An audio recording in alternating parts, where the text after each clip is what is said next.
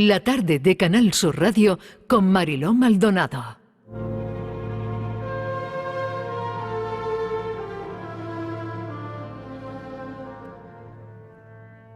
Una necesidad que, como a mucha gente, me ha acompañado lo mismo a los 14 que a los 40. A lo mejor a ti también te resulta familiar.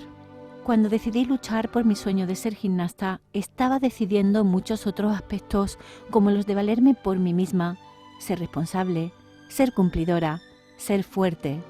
Porque irme de casa supuso alejar de la vida familiar a una hija y a una hermana. Esto no es algo que pensaran ellos, es algo que sentí yo. Cada vez que volvía, en los pocos días de descanso que teníamos en el año, veía fotos nuevas en las paredes. Mis medallas, mis copas, artículos de prensa sobre mí, las imágenes más bonitas de las competiciones.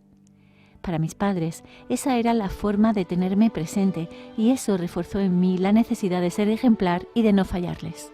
A lo largo de mi carrera he visto a padres que exigían a sus hijas resultados y también cómo las forzaban a mantenerse en el equipo nacional, aun sabiendo que la chica lo estaba pasando verdaderamente mal.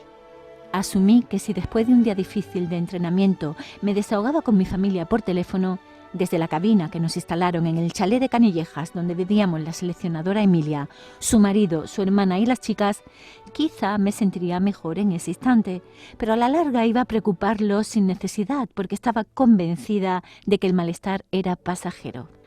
Así que ese aspecto del día a día no lo compartía y lo guardaba para mí, blindaje.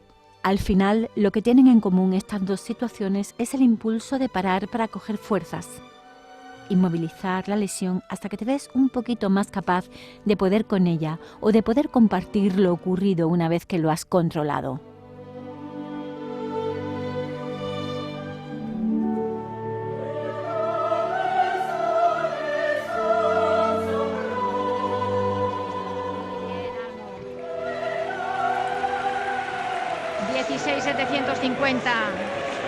$16,750 se va a la sexta plaza.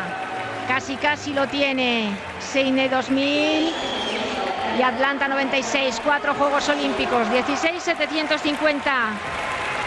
Luego Almudena Cid iría esperando el paso de una gimnasta a otra. Para la final este sería su penúltimo ejercicio. Está un poco preocupada,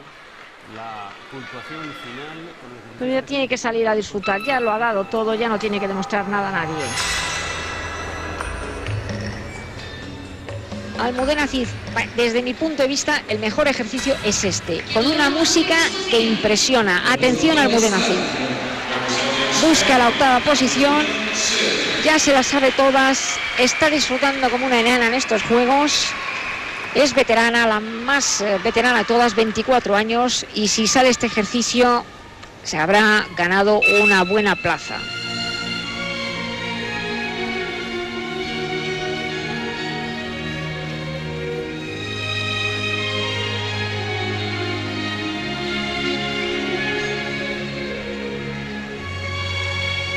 Hola, Almudena. A ver si puedo hablar. Uf, menuda entrada, ¿eh? La que te mereces. Uf, es que además habéis cogido ese fragmento que... durante mucho tiempo me he culpado, ¿no? Por haber abandonado yo a la familia. Entonces luego escuchas todo el camino, el recorrido, con la voz de Paloma narrando esas entradas al tapiz. Sientes que merece la pena, pero evidentemente hay algo irrecuperable, ¿no? Que es haber crecido junto a mis hermanos, junto a mis padres y el dolor que ha podido generar, ¿no? La ausencia de una hija en una casa. Caminar sin punteras es sanador, es una lectura súper agradable que recomiendo a los oyentes porque además está muy bien escrito. Está escrito con verdad desde dentro. Yo creo que no hay artificios. Está escrito como cualquiera habría plasmado en un libro sus sentimientos más profundos. Y creo que es eso, ¿no? Sí, lo siento así. Además, creo que si escribiese el libro ahora, saldría otro, totalmente distinto. Y creo que uno de los aciertos, gracias a la insistencia de la editorial, tengo que decirlo, es haber empezado a escribir en ese momento de dolor que me tenía invadida, ¿no? Y que no veía absolutamente nada, solo dolor.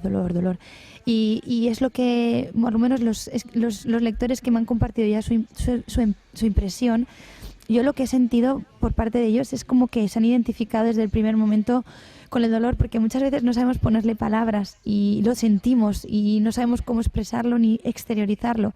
Y no sé, yo creo que es donde de alguna manera he conseguido que el lector sepa que está hablando también de algo profundo de ellos, ¿no? Almudena, sí, porque yo creo que mucha gente se va a sentir identificada con lo que escribes, ¿no? Por otro lado, también es como abrir los ojos y darte cuenta que estás rodeada de gente maravillosa, sí, y que en esos momentos difíciles, no sé por qué, pero ocurren cosas dentro del dolor también muy bellas, ¿no? Por lo menos es lo que a mí me has transmitido en el libro. Sí, alguna vez lo he dicho y también está en el libro, que yo sentí belleza en el dolor y dolor en la belleza, ¿no? Porque de alguna forma yo creo que creemos que bueno, yo al menos la impresión que tuve en mi vida es que yo no quería dar nunca problemas, ¿no? Yo quería ser alguien resolutiva, que fuera fácil estar conmigo, que no generase ningún conflicto ni ningún problema.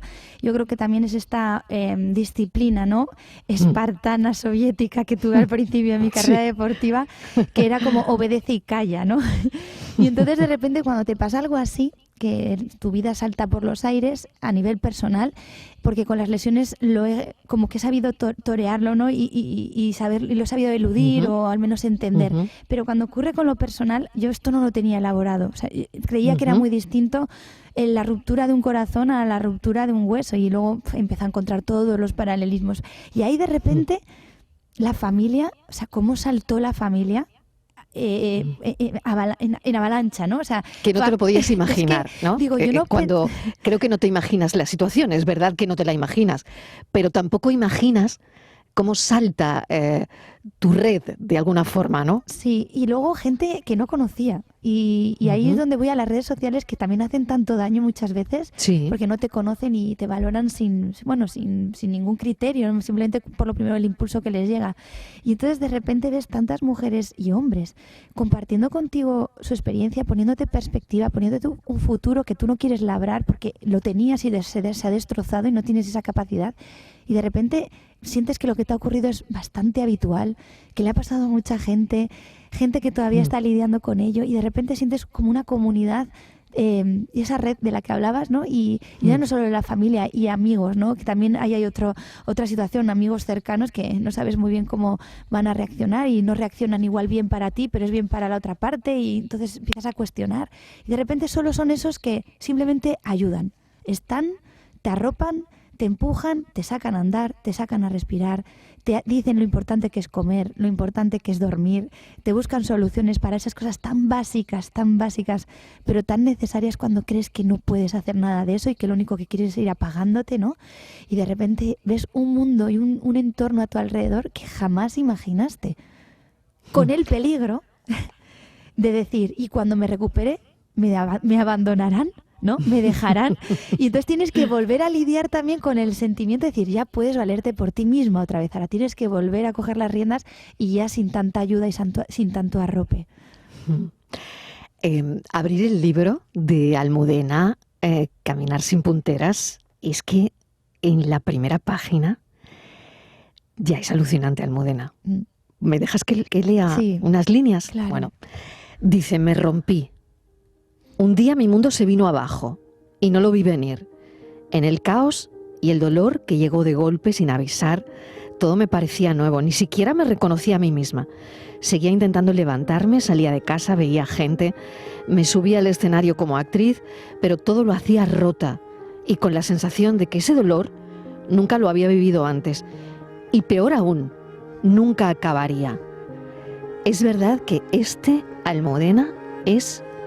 Yo no sé si le ha pasado a todo el mundo, pero creo que un lugar común. Sí. Por aquí mucha gente ha pasado. Yo lo he sentido de otra manera en familiares, ¿no? Cuando también la pérdida de algún ser querido, que es muy difícil de atravesar y transitar en ese duelo. Y entonces yo no sé, yo sentí que tenía que escribirlo porque me compromete.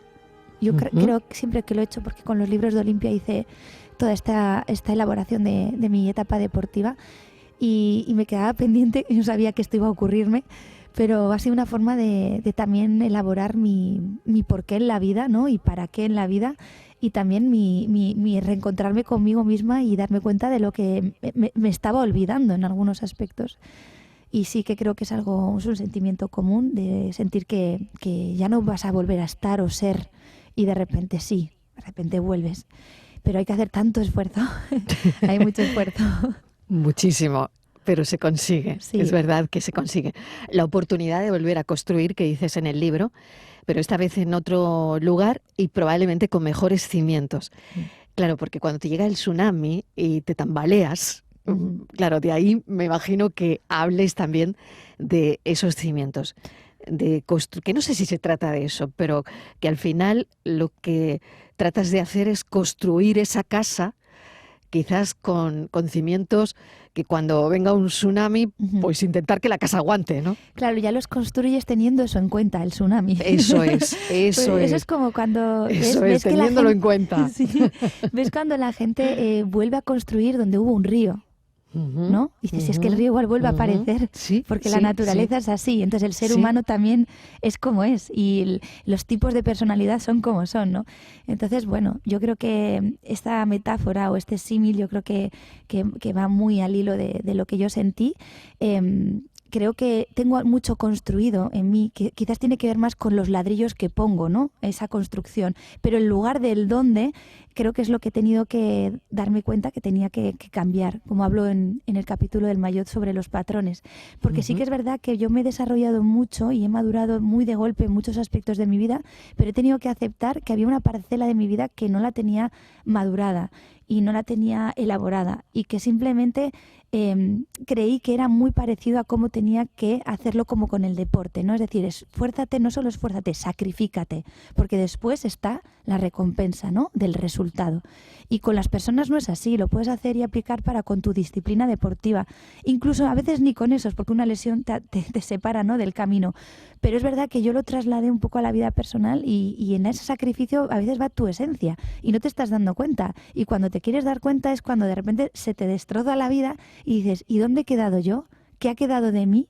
¿Y con quién se ha ido todo esto que era mío? Y entonces ahora no es casualidad que esté en ese momento en el que estoy recuperando como espacios, ¿no? O territorio que había abandonado con esta explosión, ¿no? Y de repente volver a mi cafetería donde me ponían mi café, el café que a mí me gustaba, ¿no? Que me daba mi momento de felicidad, pues volver a ese lugar, me acuerdo después de 8 meses que dije, claro, es que esta cafetería también es mía, ¿no? O este lugar al que no iba nunca o ya no volvía, ¿no? Después de toda esta situación. Es decir, ¿y si lo recupero, qué pasa? Pues no pasa nada, es otro lugar más, ¿no? Que es importante igual para ti. Entonces, bueno, es interesante. Me gusta mucho escucharme y cómo voy evolucionando también en el proceso, porque el libro acaba, pero no deja de haber una elaboración constante de y nuevos capítulos. Exacto. ¿No? Nuevos capítulos al Exacto. final. Sí, y bueno, creo que acaba en un momento muy, muy bonito y de una manera muy elegante, porque creo que el esfuerzo constante está ahí. Yo creo que es como pensar que alguien va a hacer tu carrera deportiva, ¿no? Y dices, no, es que la que se tiene que levantar, la que tiene que atravesar los dolores soy yo, ¿no? Entonces, eludirlo, mirar a otro lado, no querer afrontarlo, todo esto no lo pospuse porque en el deporte lo afronté desde que veía la lesión, ¿no? Claro. Y afrontar esas Olimpiadas, oíamos a Paloma hace un momento, Sí. ¿no? Tan emocionada, en fin, tenías al mundo, ¿no? A tus pies, ¿no? Como quien dice. Y una ruptura sentimental, piensas, ¿y esto, Almudena se va a venir abajo por esto? Sí, pero Pues sí, claro, es que la claro. vulnerabilidad la llevamos todos dentro. Lo que pasa que es verdad que siempre han visto como imagen de guerrera, Exacto. heroína, ¿no? Y valentía, porque además me he enfrentado a una estructura federativa durante 8 años. Entonces, lo que la gente igual no sabe o no ve es todo ese proceso donde tú tienes que aceptar el rechazo de otros, el abandono de otros, la no tolerancia de otros, que sí que la supe gestionar durante mi etapa deportiva, pero tuvo una consecuencia y esa consecuencia la tuve que elaborar y trabajar después. Entonces, cuando vino también la ruptura, dije, es que vuelve a ser lo mismo. Abandono, rechazo, soledad. Digo, pero aquí ya he pasado, ¿no? Entonces, encontrar estas similitudes ayudan mucho a poner perspectiva y a poner que ya pasaste por esto y que ya esto ya ocurrió. De otra manera, con otros personajes, pero que esto ya ocurrió. Y yo creo que eso es un ejercicio muy, muy sanador para todas aquellas personas que igual estén transitando por esto y no se han parado a pensar que de alguna manera u otra por algo parecido pasaron y pudieron y no lo cuestionaron y no lo pusieron tan en valor como para llegar a hundirte. Y te puedo decir que yo estuve muy hundida, o sea, toqué el fondo, pero es verdad que hubo, pues eso, esa paloma del río también, ¿no? Que me llamaba muy a menudo, ¿no? Para sostenerme, toda esa gente, es la importancia de tener una red de personas en un momento así. Mi reacción ahora con una amiga que también ha tenido una ruptura ha sido espontánea y natural porque yo lo acabo de atravesar. Entonces, esta comunidad generosa que de alguna forma se crea porque alguien ha atravesado por algo parecido es algo que sale de forma espontánea y es bellísima. Me parece algo mágico. Lo es, lo es. Voy a leer otro momento del libro donde dices, mi matrimonio terminó hace 3 semanas y aún no acabo de creérmelo. Ni siquiera se lo he dicho a mis padres. Sí. He viajado a Barcelona para ver a Irache, me quedo unos días en su casa, ella duerme conmigo, se despierta cuando empiezo a llorar en la cama, busca mi mano, me dice bajito que todo va a ir bien, que no estoy sola, que dejará de doler. Susurra para no despertar a su hijo, que duerme en la habitación de al lado. Date 1 año máximo y todo estará superado. ¿Tiene un tiempo? No. ¿Esto tiene un tiempo? No, No, pero- tiene un pero- tiempo, me lo temía. Almudena. Pero mira, al igual que sabemos Tiene una explicación. No, Sí. no tiene un tiempo, pero tiene una Tiene explicación. Sí. Como deportista miramos a 4 años luz, ¿no? Es decir, Ujú. acaba un ciclo y empieza otro. Y Ujú. tú no sabes cuántas lesiones puedes atravesar y las que te pueden no permitir continuar. O sea, las que pueden Ujú. destrozar tu carrera, pero no las Ujú. contemplas como deportista. Es decir, tú dices, son 4 años, ¿no? Pues voy a por esos 4 años. Entonces tú te pones imaginariamente una fecha que nadie te asegura. Nadie te la asegura. Pero en realidad, cuando yo le dije a Irache, yo solo tengo 6 meses, es porque yo necesitaba poner un límite. Y ya cuando me di cuenta que empezaba a poner un límite de tiempo, es que empezaba a pensar en mí. Y entonces para aquello fue como un pequeño resorte para decir, ostras, que estoy mejor. Porque solo el hecho de pensarme y visualizarme y vislumbrarme a 6 meses en adelante, era como decir, vale, ya no estoy como creía que no avanzaba, ¿no? Porque me estaba visualizando. Entonces, sí es bueno ponerte un tiempo, aunque luego no se cumpla, ¿no? Es decir, Ujú. yo me doy 1 año, yo me doy 2 años, porque en esa intención de verte de aquí a 2 años, sin querer tu mente pasa ese tiempo, porque tenemos la capacidad de saber lo que duran esos 2 años, porque tenemos ejemplos vitales que nos lo dicen, ¿no? De 1 año a año es un cumpleaños, de 1 año a año es la Navidad, de 1 año... Entonces sabemos el tiempo que es. A mí me ayudó muchísimo y casualidades de la vida, que además lo cuento ahí en el libro, a los 6 meses le vi, justo llegaba de una función de teatro con mis compañeros arropándome y dije, es que tenía que pasar. Entonces, casualidades, por supuesto ¿Y que tu sí. reacción? Bueno, me paralicé, me quedé paralizada un rato. Y Ahí a quién le dan ataques de pánico, ¿eh? Sí, bueno, yo lo sentí como Lo una sentiste, parálisis. pero lo controlaste, ¿no? Bueno, tenía un compañero que era Félix Ujú. Gómez, nos miramos y dijimos las bromas de la vida. Y entonces, además era ujú. curioso porque iba pisando el aeropuerto con mis pies, con mi peso, con mi carga encima, Mm. y ellos iban por una cinta transportadora ligeros por la vida, ¿no? Era como, ostras, con lo que me está pesando esto, ¿no? Pero bueno, también estaba O sea, pisando... el símil, ¿no? Sí, Realmente pensaste en el símil, ¿no? Sí. Lo que a ti te estaba costando salir de ahí. Sí, Y por otro lado, esa visión sí. de ligereza, de qué fácil es todo, ¿no? Cuando ves la otra parte. Pero o acto qué seguido- fácil parece todo, ¿no? Claro, pero acto Ya. seguido me vino, Almu, pero estás pisando la realidad. Mm. No vas sobre algo que está por encima del suelo, estás pisando el suelo, pisando la realidad, ¿no? Entonces dijimos que estás siendo consciente de todo, lo estás viendo todo, lo estás elaborando todo, lo estás procesando todo. Y yo creo que hay que enfrentarse, ¿no? Es como muchas veces pues uno por no querer sufrir no lo aborda y al final es alargar un sufrimiento y no todo el mundo está preparado para hacerlo en un momento concreto cuando todo el mundo quiere, porque yo vi a todo el mundo empujándome a que siguiera adelante y yo decía, por favor, ¿me queréis dejar de empujar? ¿Me queréis dejar de empujar? Que estoy intentando entender, porque yo no entendía al principio. Normal. Y claro, todo el mundo veía desde fuera y lo entendía perfectamente, pero yo era incapaz de entenderlo. Entonces, eso también desde fuera, ¿no? Tienen que, los que están alrededor, lo hacen lo mejor que pueden. Y cuando estamos en esta tesitura, yo creo que tuve mucha comprensión hacia el otro, imagínate, en un momento así, porque sabía que eran personas tan de confianza que digo, no van a hacer nada que me hagan daño, no me van a decir nada que me pueda perjudicar, así que lo que están diciendo tendrá sentido en otro momento, pero lo tendrá, ¿no? Entonces hace que no golpees contra ellos, ¿no? Ni sientas que están haciéndote ningún mal.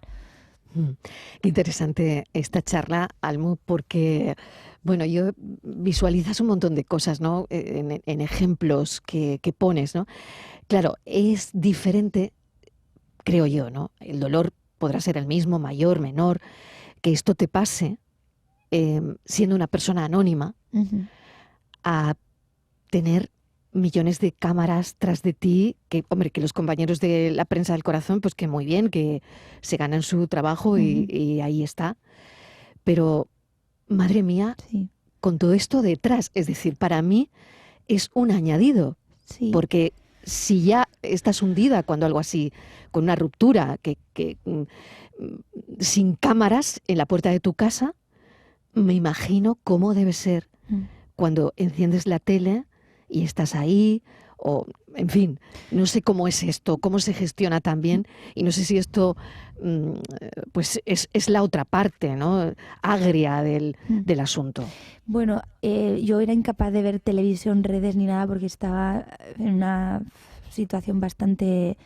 no sé cómo describirla ahora porque ya me cuesta hasta verbalizar algo que también ocurrió, ¿no? Pero no me vi en unas buenas condiciones y tuve que necesitar mucha ayuda, pero sí que creo que hubo un antes y un después cuando me fotografiaron en la vivienda provisional en la que iba a estar y digo, esta prensa que está sacando esta fachada no saben que puse una orden de alejamiento a una persona que desde Italia se plantó delante de mi antigua casa y le tuve que poner una orden de alejamiento. Entonces, creo que no hay mucha responsabilidad a veces en la prensa, en los medios.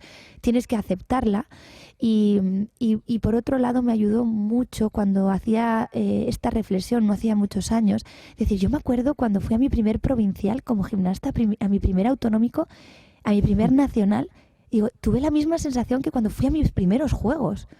Con lo cual, la intensidad de lo que le pasa a uno con el dolor no es ni más ni menos que alguien que esté expuesto públicamente en lo que viene a ser el dolor en sí, de la ruptura, de lo que supone, de los daños colaterales.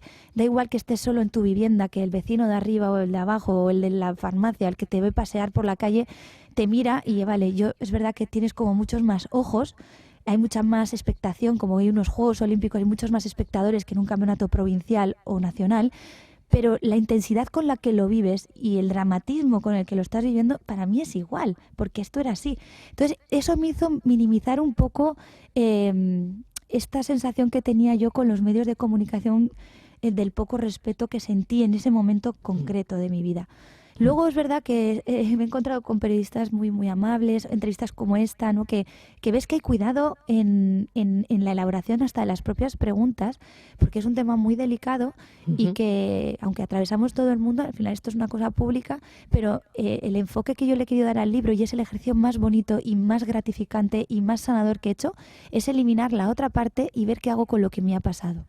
Y parte también es cómo gestiono el tema de los medios. Y creo que la manera en que yo he querido actuar es igual de elegante o bonita como he querido hacer mis transmisiones de pelota del pie a la corva y de la corva al pie. Es decir, necesitaba hacer mi exposición pública a la altura de cómo he sido yo siempre.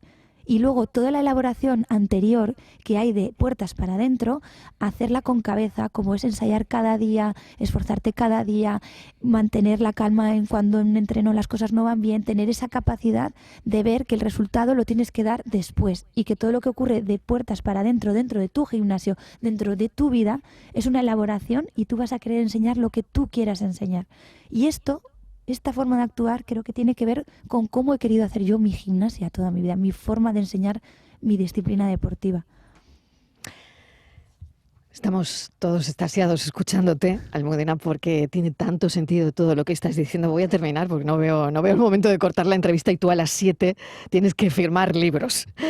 Pero voy a terminar con una cosa que me encanta del libro, donde dices: la transición no es un túnel oscuro entre dos espacios iluminados, no es una fase que haya que atravesar corriendo para llegar al otro lado lo antes posible. Al contrario, es fundamental dedicarle atención a cada paso, forjando así unos cimientos que luego tendrán sentido, como la vida de Almudena Cid ahora mismo.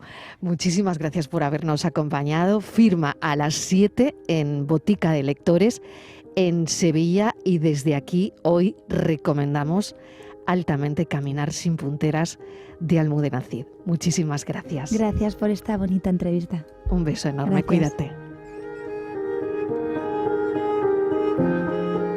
La tarde de Canal Sur Radio con Mariló Maldonado.